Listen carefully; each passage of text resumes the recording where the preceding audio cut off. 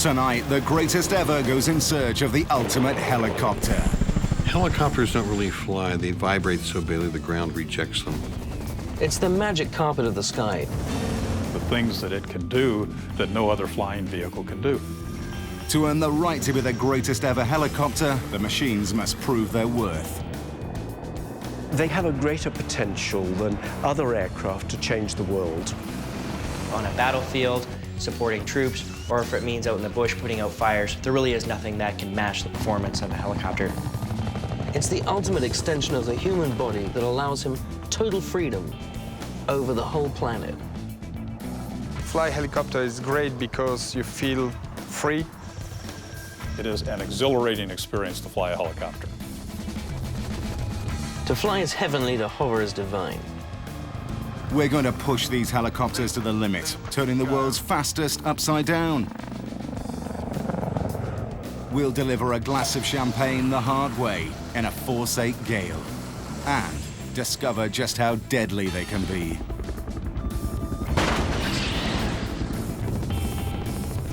Ten machines, but only one can hold the title Greatest Ever Helicopter.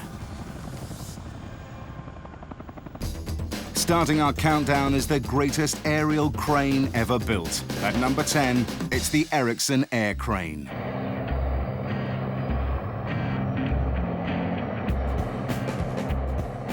The Erickson Air Crane is the most powerful, most versatile helicopter in the Western world. This particular helicopter is the sports car of heavy lift helicopters. Bar none, there's maybe some that lift more, but none that move faster. It's a fun machine to fly. It's very agile, very quick, and has a lot of horsepower. For heavy lift of heavy equipment into really difficult situations, it is absolutely without peer. The Air Crane can lift an incredible 12.5 tons, but its real strength is in its ability to place these colossal loads with absolute precision. In 1976, an air crane topped off Toronto's CN Tower. At 553 meters, it's the tallest freestanding structure in the world.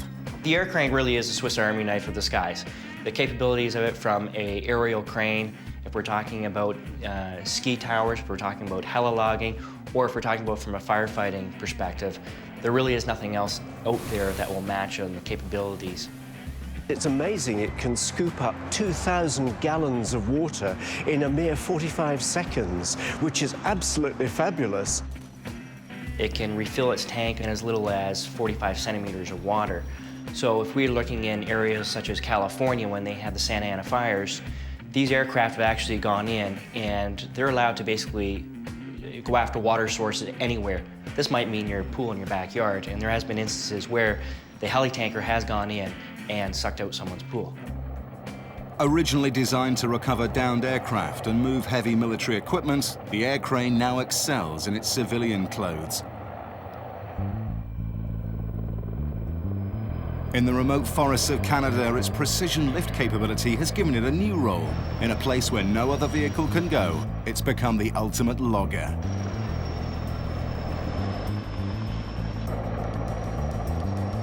It's an odd thing to see. When you look at it, you're thinking, it's like prehistoric yet futuristic. There really is nothing pretty about the air crane. It's actually, the nickname is the Dragonfly. Helicopters aren't designed for style points. They're designed to fulfill a job. I mean, a tractor trailer isn't as pretty as a Ferrari, but a Ferrari can't haul 40 tons of cargo. And there are times in life when you need to get 40 tons of bricks or fertilizer or whatever from point A to point B. Its lack of style is really based on giving it as much functionality as it can, wanting to get rid of as much of the fuselage claptrap and the weight so that you've got the most payload that you can possibly pick up. It's basically nothing but engines, absolutely minimal airframe, and a rotor system. There's nothing there that's there for aesthetics or looks. It's just there to lift stuff vertically. And lifting is what the Air Crane is good at. As the co-pilot monitors the dials, the pilot leans out and manipulates the hydraulic grapple. A difficult task as the grapple is on the end of a 200-foot cable.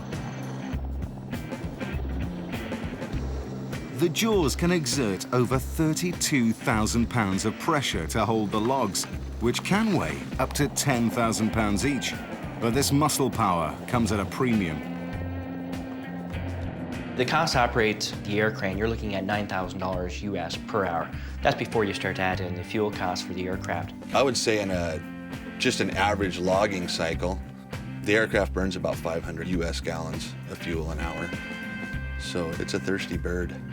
Overall, that's a whopping 10,000 US dollars per hour. The real key to its success is to keep it flying as often as you can and as regularly as you can, because it costs so much money to operate. With so much money at stake, speed is definitely the name of the game. A skilled air crane pilot can lift 45 bundles of trees from mountain to landing zone in 1 hour. And I guess the object of the game is to be as fast as you can and as smooth as you can. Turns down.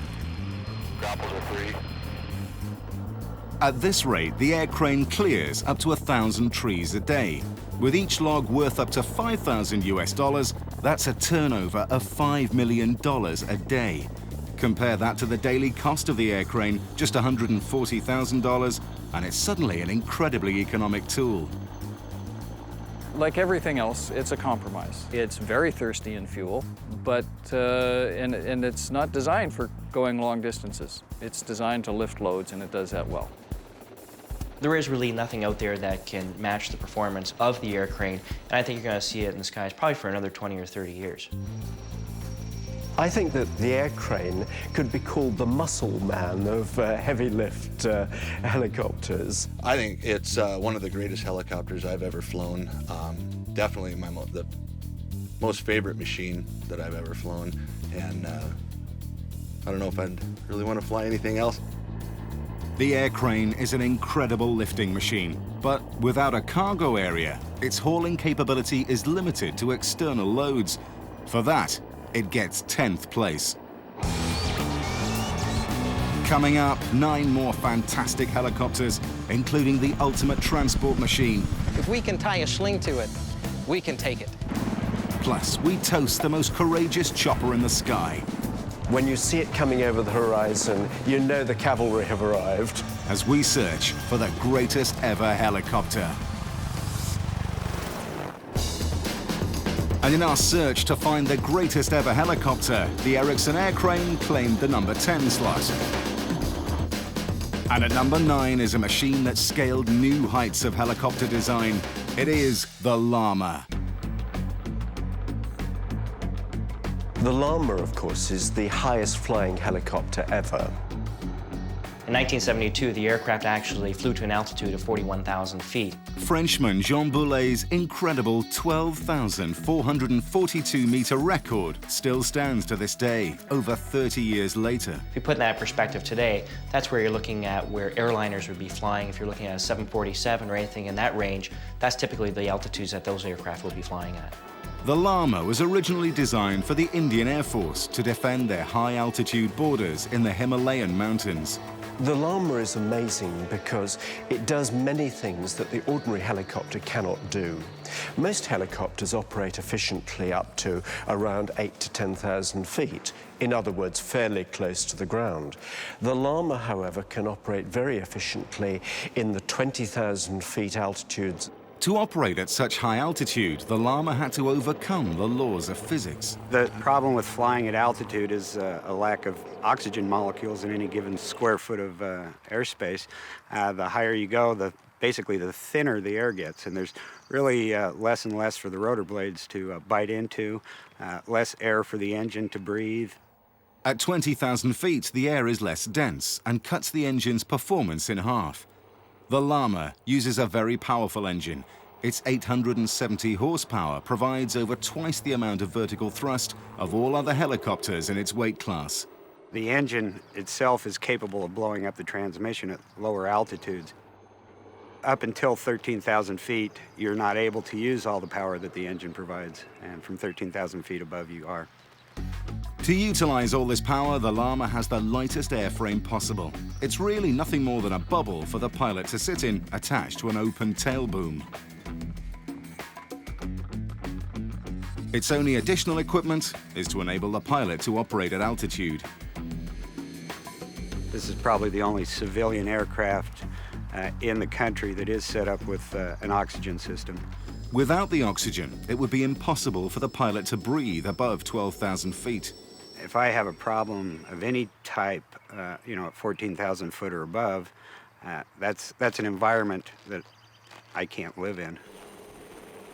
It's a pretty dangerous situation. I probably have half hour, 45 minutes of useful consciousness once my oxygen was depleted, and probably take a big nap after that point.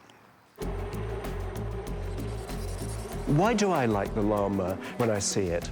Because it's like a little wasp. It's lightweight and it buzzes around, but you know that it's got huge capability. There is nothing else out there today that would compare to the aircraft. It was meant to do one thing, and that was fly at high altitude. But a helicopter designed with one purpose in mind limits what it can be used for. So the Llama gets 9th place. If you've got loads of cargo and want it shifted in a hurry, then a helicopter at number 8 is the beast for you. It's the greatest transport helicopter ever. It is the Chinook. The Chinook, ugly beast. It's a bit of a laugh. It's a fun helicopter. Kids love it. Unlike most helicopters, the Chinook has 2 main intermeshing rotors. This gives it incredible amounts of power. There's an additional efficiency from having 2 lifting rotors. You don't waste any power on a tail rotor. So Chinook becomes a very powerful lifting helicopter with a great capacity to carry a lot of people and a lot of load. It can lift a massive 12 tons inside or out. And not only that, with a flight control system based on that of a 747, the Chinook is one of the smoothest rides in the sky.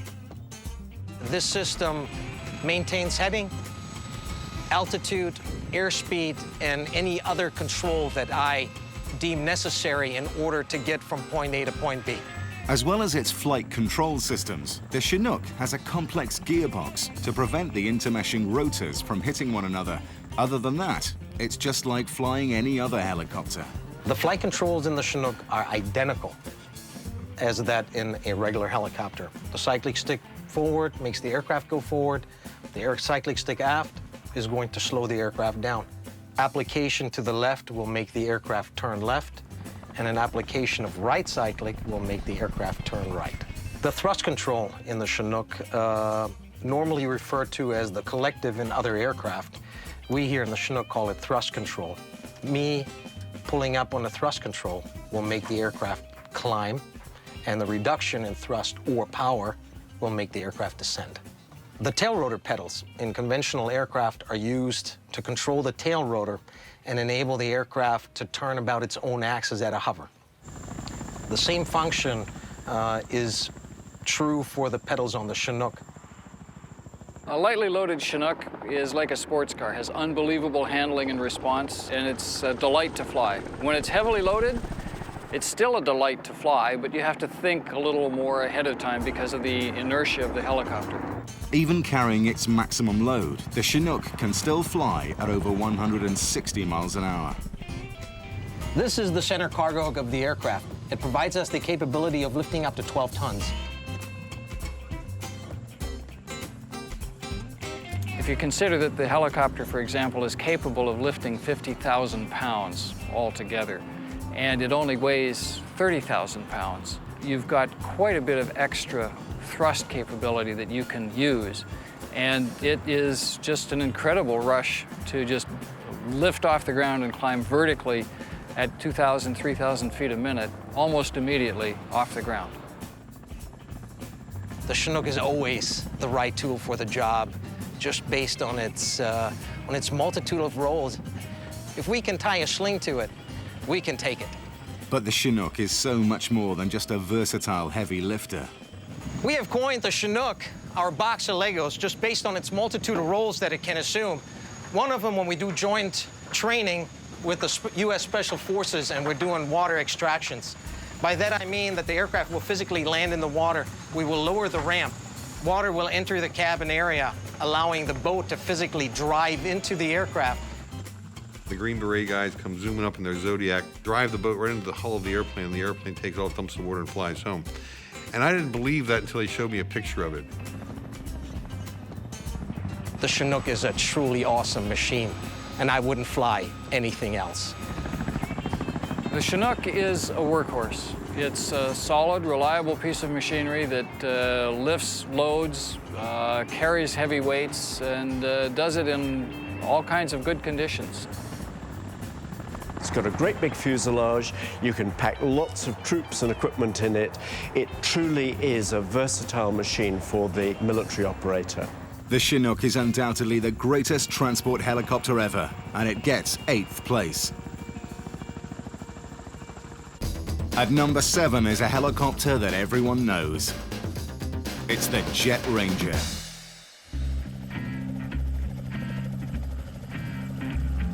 What I like about the Jet Ranger is that it's got style. It's a bit like a classic car, you know, it's a child of the 60s, really. The Jet Ranger is probably one of the most attractive machines that's ever been designed and built. Yes. The Jet Ranger is one of the greatest helicopters because it was the first civil helicopter that looked nice. It was designed by a designer, not by an aircraft person. And they just created this outside mold line and then went out and flew it and started selling them like hotcakes. Since it first flew, Bell has sold more than 4,500 Jet Rangers, making it the most prolific civilian helicopter on the planet. With energy-absorbing landing gear and seats, rupture-resistant fuel cells, and over 54 million trouble-free flight hours, it's also the safest helicopter ever. Not bad for something that started out as a failure. Bell Helicopter had designed or developed the Jet Ranger in 1961 as a light observation helicopter for the U.S. Army. It actually lost the contract that went to Hughes with the OH-6, but Bell then, they moved forward and they developed the Jet Ranger into a commercial variant. The Jet Ranger has been brilliant for executive use as a private helicopter and for civil applications. However, the interesting thing was that after they had built a whole lot of civil versions of it, the military came back again and they ordered the helicopter as the Bell Kiowa. It's not all death and destruction. The Ranger's ability to fly at over 120 miles an hour to a range of almost 430 miles has made it excellent for scenic tours and construction, news gathering and law enforcement. Truly a Ford of the skies. What is its weakness?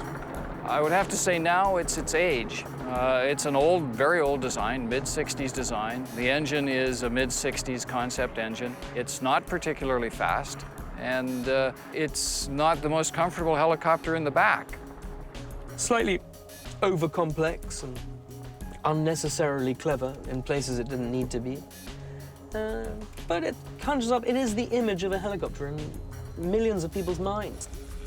It brought a new style to helicopters. It made them an attractive proposition for executive operators and for commercial users of helicopters in a way that had never happened prior to the aircraft arriving. Although a #1 bestseller, it only makes our number 7 due to its old design and cramped conditions. At number 6 is a long-range helicopter that can fly in any type of weather. It is the Sea King.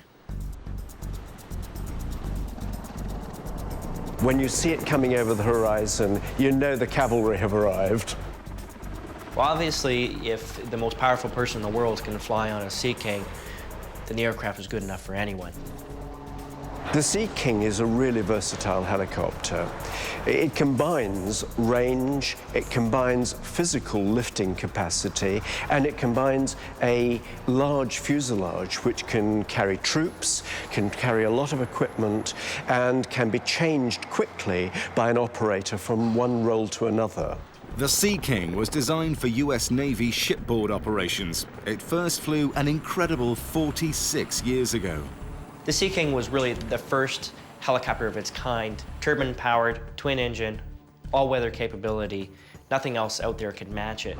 For its life on the ocean wave, the Sea King had some innovative design features. It was also the first aircraft to have a blade fold capability, which made them portable on ships. It also had a tail fold capability, which was the first helicopter to have that as well. The Sea King is also unique in shape because it has the boat hull shape to it. The aircraft can actually land in water if required. But the Sea King's special features weren't only on the outside. The aircraft's got an autopilot that allows you to fly in any weather and establish yourself in the hover, even over the pitch black sea. When the aircraft was developed originally in 1959, it was basically developed for one thing, and that was detect, track, and destroy submarines. The Sea King would hover and drop its sonar buoy down into the ocean, and then wait and listen for submarines, sometimes for hours on end. Trying to hover for that length of time, often at night, was impossible to do. So, a sophisticated autopilot system was developed. Hovering a helicopter is like balancing this pole. I want to make sure this stays vertical, so I need to keep looking at the top of this pole. So, if we start doing this, I can do this fairly easily. I'm now hovering, and I'm making small corrections all the time down here. Now, if we're going to do this in the middle of the night, over the ocean, we have no references. I can't see anything. The ocean is dark, the sky is dark, there's no horizon. The only thing I can do to simulate that is close my eyes. And that's what the Sea King has, is the stabilization system to keep this upright, if you will, over the ocean in the middle of the night. The flight control system works by emitting Doppler radar and radio waves to detect the Sea King's position and automatically makes any adjustments to pitch, roll, and heading to keep the aircraft steady. The Sea King is probably the most stable platform of all helicopters. This superb stability has allowed the Sea King to excel in probably its most famous role, search and rescue. When you are flying into the mountains at night in snow and poor weather, you want to feel safe, and the Sea King gives you the sense of security that you need to be able to go and rescue somebody from one of those dangerous situations. Precision flying is the Sea King's forte, getting into tight situations in all types of weather with no room for error. But when you compare the handling of this aircraft to a more modern aircraft, what you tend to find is that it handles a bit more like a truck than a sports car. And when you're tucked up close against a cliff, actually what you don't want is a particularly fast response to control input. So when I'm flying this helicopter, I know exactly how it's going to respond, and actually it's perfect for what I want it to do. It's critical that you can hold a stable hover, because there's a brave guy on the end of that rescue winch who's putting his life in your hands while he tries to rescue somebody else. So if you make a mistake, the implications of that could be potentially fatal.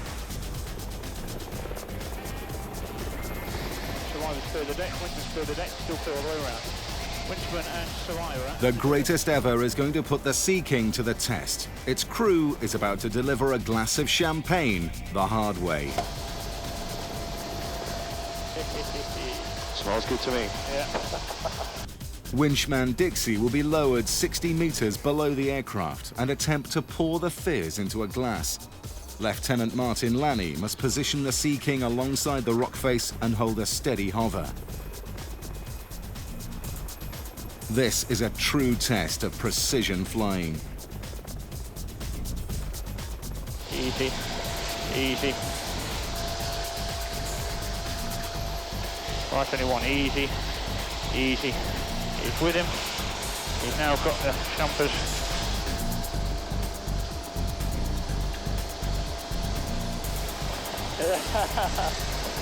He's just gone for the Michael Schumacher. Well, it is the ultimate search and rescue helicopter because she's a big, friendly beast, and you know where you stand with this aircraft. If I was a yachtsman sitting in the middle of the sea and I saw the Sea King coming towards me, I'd have a great degree of confidence. It's not the biggest, but it's large enough to put lots of casualties, troops or stores in. It's got fairly long range, up to about 5 hours flying. It's fast enough for the role that it's going to be used for. So although it's not at the cutting edge of all of those examples, it does everything well enough to make it excellent for purpose. The Sea King's incredible robustness and flight controls have made it the ultimate search and rescue helicopter. It's the 6th greatest ever helicopter. We've another 5 machines to fly before we find out which one is the greatest ever. But first, a helicopter that can outrun any other. It's the Ferrari of the skies, and it's our number 5. It's the Westland Lynx.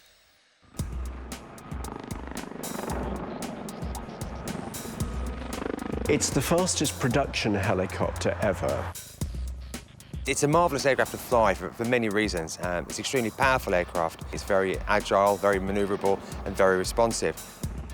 The Lynx is unique, really, in its field. It has changed the whole way that helicopter operators can use an aircraft in battle conditions. The Lynx was designed during the Cold War to ambush tanks using its optically tracked TOW missiles. Quite an expensive system. We always used to equate one missile as being the equivalent of firing a BMW M3. But the deadly TOW missiles are just the beginning. It's the Lynx's incredible maneuverability that has made it such a formidable fighting machine. The thing about the Lynx is that it is an advanced design, and a lot of thought has gone into the rotor head, which allow it to be extremely agile. Its one-piece titanium rotor head is practically fused onto the main fuselage. When a control input is made in a conventional helicopter, as you start to move, the rotor will tilt, and then a second or so later, the body will follow. With the Lynx, as you make the control input, and even quite a small control input, the actual fuselage and the head will move together as one piece. The Lynx is one of the most agile helicopters ever made, but that's not its only distinction. The Lynx is the fastest recorded helicopter ever. It holds the world speed record still. At an amazing 200 miles an hour, the Lynx has held the world speed record for over 30 years. Well, the main reason really why the aircraft is so fast is thanks to the Burt blade technology. Burt blade being the British experimental rotor profile. And as you can see from the blades behind me, on the end is a sort of paddle affair which helps the blades move faster. The burp tip is basically a swept tip on the end of the rotor. It has very similar benefits that you have on the swept wings of conventional commercial airplanes that fly at high subsonic speeds. It reduces the drag. If you have less drag, then that same amount of power will allow you to get more speed. Because of its speed and agility, the Lynx can do for military operators things that helicopters have not been able to do ever before. But it's in the hands of the British Army's Blue Eagles display team that the Lynx really shows what it can do. 270, 270, go. The greatest ever persuaded them to explain their most tricky maneuver, turning a helicopter upside down. Loop, loop, go. The loop is the most difficult maneuver to get absolutely right, because really the aircraft doesn't really want to do it. It's a real coordinated maneuver, coordinated with both the cyclic stick, with the pedals, and also the collective movement. So the old analogy of rubbing your head and patting your stomach really does come true when trying to fly the loop. I will raise the power lever gently back. All I then do is pull back as fast as I can on the stick, and the aircraft goes straight over on itself.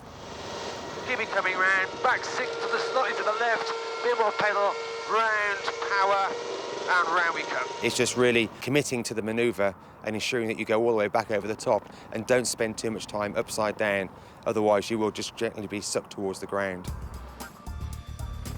Lynx, classic British excellence in its field. The Lynx is like a lynx. It goes fast and it hits its prey quickly, and it's a really remarkable fighting machine. It does everything that you want it to do and more, and I've never flown a helicopter that's better.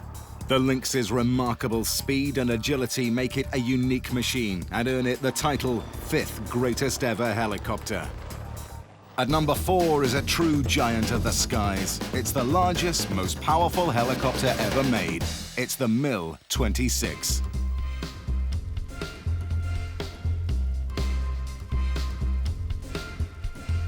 The MiL-26 is the gargantuan of the helicopters. Everything is big.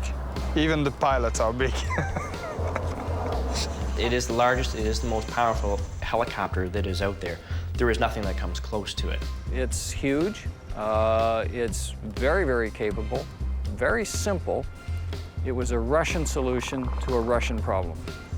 The problem was how to transport nuclear missiles to remote Siberia during the Cold War. The answer was to build the largest helicopter in the world. With a capability to lift 40,000 pounds, there is nothing that outlifts the Mi-26. It's 40 meters long, 6.5 meters wide, as tall as 2 double-decker buses. If you need to move something that's extremely heavy, above what a Chinook or what an air crane can move, there's only one aircraft that you can turn to, and that is the Mi-26. The MiL-26 can lift an incredible 20 tons, the equivalent of lifting 2 Chinooks at the same time, either externally or inside its cargo hold. It's the same size as a Hercules and large enough to fit 4 family cars or 100 parachutists, whatever your needs may be. With its huge payload, you need to do something extraordinary to lift it off the ground. With the MiL-26, of course, the designers were faced with the problem of getting the maximum lift that they could, because it's a heavy helicopter and it has a heavy lift capability. And the answer to that was to put more blades onto the rotor hub. The Mi-26 is the only 8 blades helicopter in the world.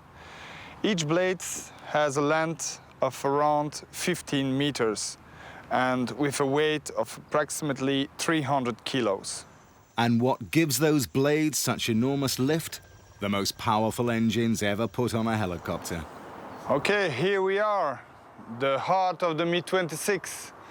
2 engines called D136 of 12,000 horsepower each.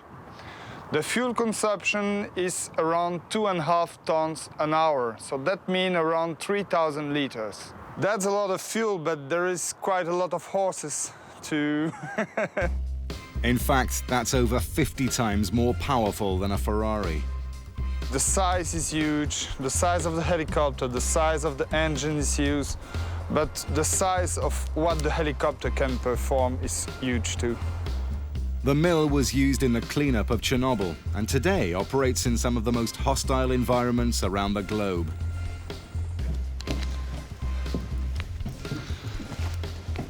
Welcome to the hugest helicopter cockpit of the hugest helicopter in the world. It's big for a reason. It takes 2 pilots, an engineer, navigator, and loadmaster to fly this beast. Of course, the MiL-26 comes with some problems for a Western operator. They've all been designed in Russian and they come with Russian instruction manuals. So it can be quite complicated converting to operating an aircraft like the MiL-26 in a non-Russian environment. Would we have ever built one in the West? Probably not. We couldn't justify the expense of designing and producing and certifying it, whether for civil or military use. It's very exciting to fly it because I think the main reason is because it's the biggest one of the world. Well, I think it's like a great big Russian bear, and it really moves the equipment and it gives a lot of muscle. MiL-26, summing it up, a machine to move mountains. The MiL-26 is definitely the most powerful helicopter ever, but unless you have a job big enough, it's just too expensive to run, so it gets 4th place. At number 3 is an aircraft that has changed the face of warfare. It's the world's deadliest helicopter. It's the Apache Longbow.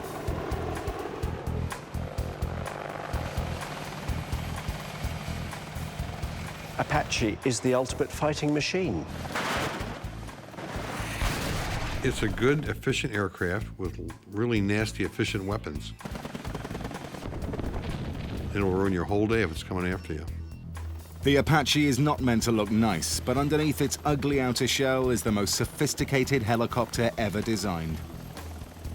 As requirements for helicopters have evolved over the years, this has really driven the requirement for mission equipment, for avionics, far more than it has driven the requirements for how fast or how far a helicopter can fly. Each Apache Longbow is fitted with over $12 million worth of avionics equipment, all intent on getting the kill.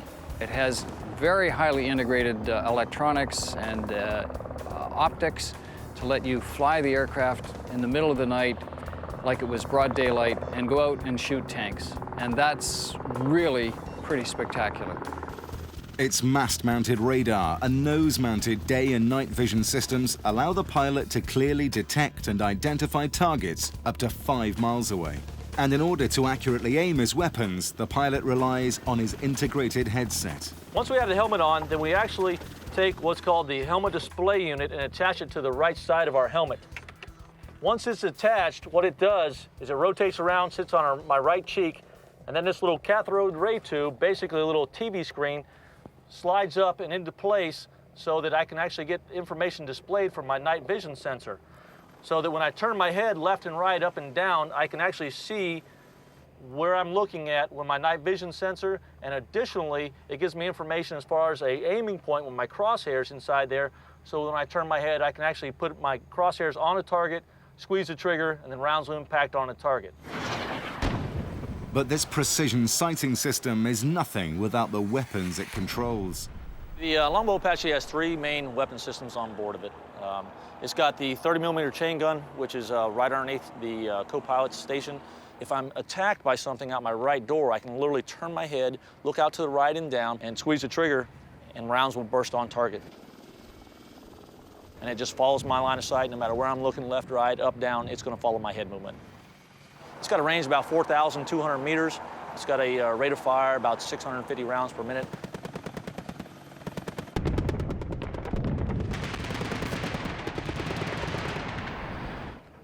This is a rocket pod, and it shoots what's called 2.75-inch folding fin arrow rockets. If we have troops in the open that we just want to make them button up, stop shooting this kind of thing, we can shoot rockets at them. It's not necessarily going to go exactly to the point where you're trying to aim it. It's going to go in that general area. Of all the weapons, it's the Hellfire missiles that are the most deadly. The Hellfire missile system is our primary weapon system on board the Longbow Apache. With the help of the U.S. Army Apache Squadron at Fort Rucker, Alabama, the greatest ever got to see the sheer firepower of these Hellfire missiles.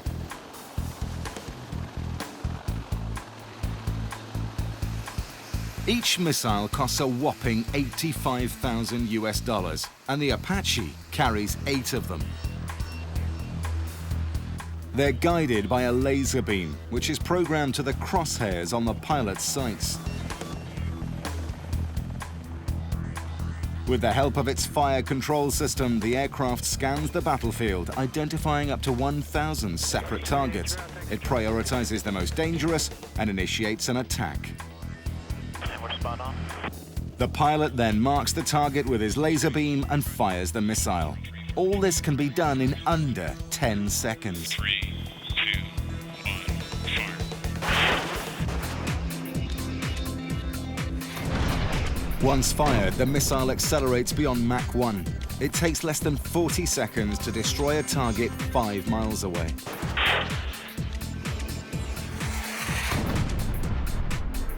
The Apache's awesome firepower has made it one of the most feared weapons ever.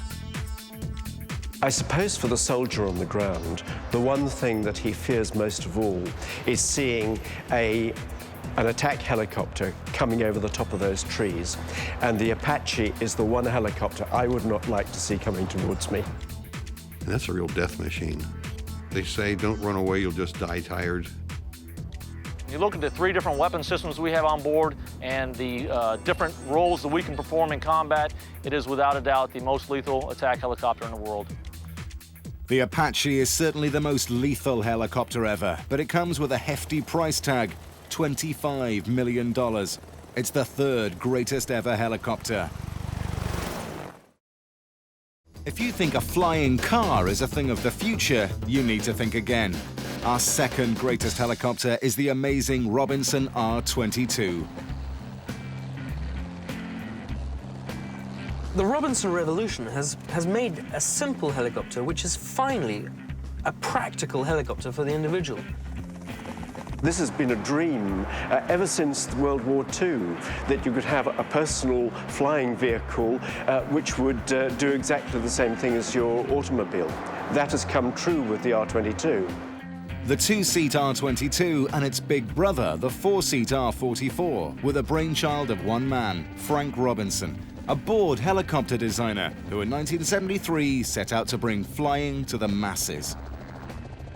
At that time, I was already 43, and it did bother me that I had not really started what I thought would be my life's work. My real life's work was to design and build a small, personal type of helicopter. So I decided to just go ahead and gamble everything and give it a try. It would be easier to accept if I knew that I had tried and failed than if I had never tried at all. It was the right decision to take, and Robinson annual sales now exceed $200 million. The guy is a total genius and a revolutionary. He has made a revolution in helicopters. The revolution was in the simplicity of the design.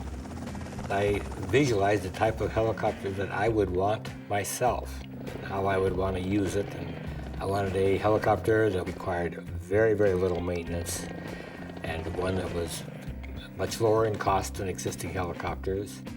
What Frank Robinson did was strip away everything that was unnecessary. The R22 is so lightweight that it can run on an inexpensive piston engine, usually used in light airplanes. This is set to draw only 75% of its total power, making it very reliable and long-lasting without compromising performance. It can fly faster, travel further, and carry more than any other in its class, earning it a unique place amongst helicopters. What has the Robinson got that no other helicopter has? Commercial success at this end of the market. We compare just the sheer numbers of aircraft that are delivered by Robinson. We're talking 17 a week. If we compare that with other turbine helicopters out there, we might be talking 1 up to maybe 3 a week. Frank Robinson has now sold 6,000 helicopters, R22s and R44s. That's an unbelievable record for this end of the market. No one else has come close to that volume of sales. It's affordable, it's reliable, it's efficient, it's fast, it's practical. It's about the first time a helicopter has been seriously practical as personal transport. The R22 slashed the price of a helicopter to a quarter of what it was before. At just $185,000, it's the same price as a top-end Mercedes, and that's made flying possible for practically anyone. I designed it not as a trainer, but I designed it as a personal helicopter. But it's also turned out to be a good trainer. It produces a very good quality pilot. It's not necessarily the easiest helicopter to learn to fly, but as you learn to fly it, you're developing the best habits. The Robinson R22 is today the most popular training aircraft for new pilots. This really is the marker stone of what the personal helicopter is going to be. Practical, reliable, efficient, easy, simple, just brilliant. Robinson helicopters now operate in over 60 countries around the globe, making it arguably one of the most ubiquitous helicopters ever. It's our second greatest helicopter. We've counted down 9 incredible machines in our top 10 search to find the greatest ever helicopter. But which one gets first place? We're about to find out.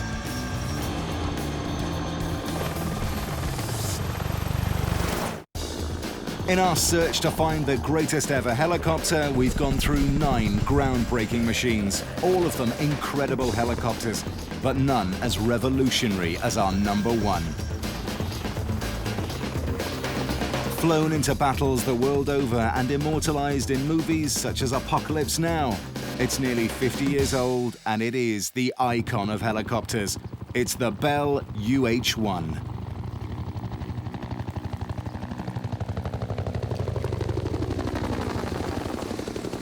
There is no other helicopter that is as recognizable as the Huey. If you think helicopter, most people will instantly have a vision of the UH-1. The Huey, which of course is the UH-1, and that's how it got its name, was the archetypal Vietnam helicopter. The Huey is the machine that we rode to war. It took us in and brought us back safely. The UH-1 first appeared in Vietnam in 1963. From an initial order of 60 helicopters, the US Army went on to deploy over 7,000. My name is Steve Vermillion. I'm a retired Army officer after 26 years. My role on the UH-1 was initially as a co-pilot in Vietnam, and then an aircraft commander. My name's Burl Dooley, and I was a door gunner on UH-1 in Vietnam, 1963. My training as a door gunner consisted of giving me an M2 carbine, flying out over the Mekong River and putting some bullets into the river. And then I was a trained door gunner. What is impressive for me about the Huey is that you can do anything with it. It's like a flying truck. It was built around an open box. And so you can take the doors off and you can put anything that you like inside a Huey. And that made it hugely versatile when it was operating in Vietnam and other battle conditions. The Huey was the first mass-produced helicopter with a turbine engine. This nearly doubled the speed it could fly at and meant it could lift nearly twice as much payload. The Huey was very simplistic in design, but it was a very rugged helicopter. In Vietnam, the US Army lost only one helicopter for every 8,000 missions that were flown during the conflict. The Huey's toughness is legendary. UH-1 took a lot of damage, and we keep on flying. You can take multiple hits in the rotor system, the fuselage, unless it hit a major structural component, it would just keep flying. The feeling everyone had is something bad always happened to the other person, never happened to you. When you get out of the helicopter and you begin to inspect it, then you start seeing where the holes and the exit points were. Say, damn, that was within about an inch of my head. That's real close. But here again, big sky, little bullet concept. They have to hit you to kill you. Probably the most iconic of the Huey's features is its sound. Oh, the quick answer is it sounds like the sound of freedom. The noise from the UH-1 dominantly comes because of its two-bladed rotor, and those are really almost shock waves that are coming off there. Today, helicopters are built to be a little more friendly. They make them quieter. They design the blades so that there's not near as much noise. The Huey was really designed and built in the 1950s, and back then, the evolution of the helicopter was still fairly new.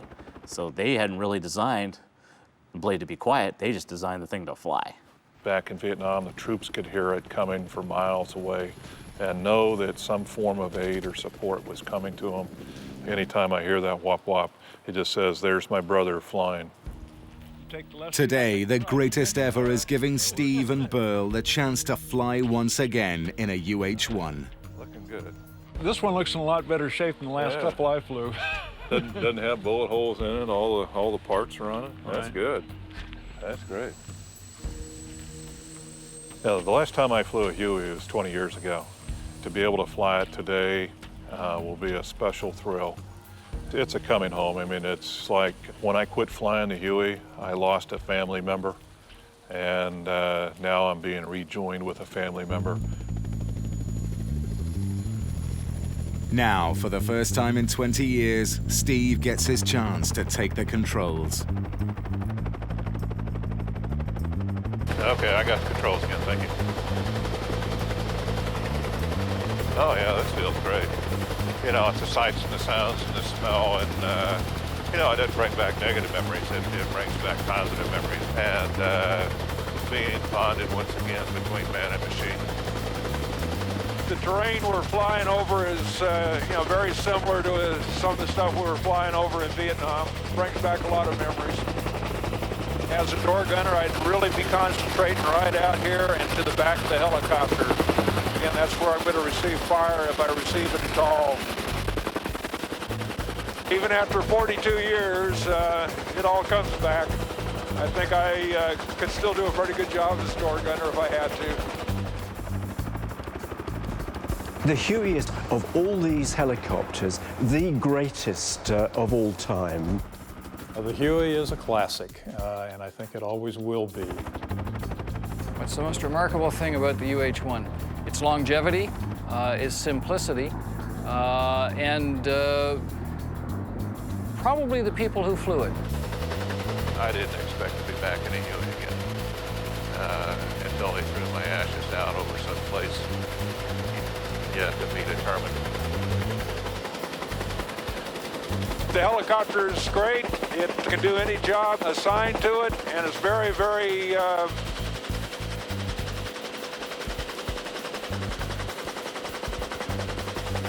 it's an outstanding helicopter. If I were reactivated today and sent to Iraq, I'd like to have a Huey. With a life spanning 50 years and counting, the Huey has prevailed in conflict, been immortalized in movies, and embraced in the hearts and minds of those who've flown it. It is the greatest ever helicopter.